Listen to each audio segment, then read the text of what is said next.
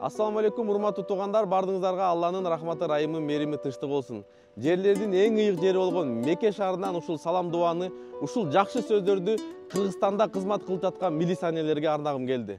Мынакей арадан 100 жыл өтүп кыргыз милициясынын түптөлүшүнө 100 жыл болгон экен туугандар.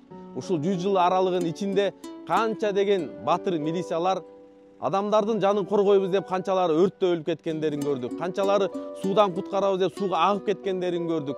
Канчалары душмандардан сактайбыз деп өмүрдөн айрылгандарын көрдүк. Ошолордун бардыгын Аллах Таала күнөөлөрүн кечирип, жайын жаннаттан берген болсун. Калган кызмат кылып жаткан милициялардын Аллах Таала өмүрүн узак кылсын, душмандардын кол салганынан сактасын. Аллах Таала жашоосуна, өмүрүнө береке берсин, балдары менен бактылуу болсун, үй бүлөлөрү менен бактылуу болсун. Билебиз, бизде Кыргызда кээде сөздөр жүрүп калат. Кээбилер милицияларды жакшы көрсө, кээбилери жаман көрөт. Айтайын дегеним туугандар, жаман сотрудник болушу мүмкүн, бирок жаман милиция болушу мүмкүн эмес. Алар күн түн өздөрүнүн үй бүлөсүн таптап, кичинекей зарплата алса да ошого чыдап, кыргыз мамлекетин коргоп күн көрүп келишет. Аллах Таала ушундай инсандардын өмүрүнө да береке берсин. Мына жакында эле Самат Курманкулов деген агабыз ушул эми коопсуздукту сактайбыз деп барып өзүнүн ден соолугунан айрылып калганын билебиз. Ошол агабыз өзү дагы намаз окучу экен.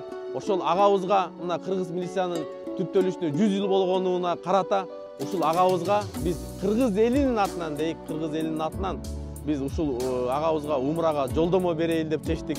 Аллах Таала ушул байкебизди Аллах Таала шифа берсин. Ушул жактан келип дуа кылып Аллах Таала иншалла кичине жашоосун жеңилдетет деген үмүтүбүз бар.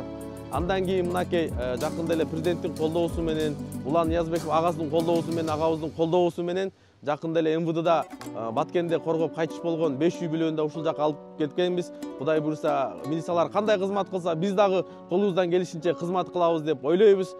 Сиздерди жакшы көрөбүз, бардыгыңыздарды урматтайбыз. Кандай кызмат кылып аткандарыңыздар бардыгыңыздарды билебиз.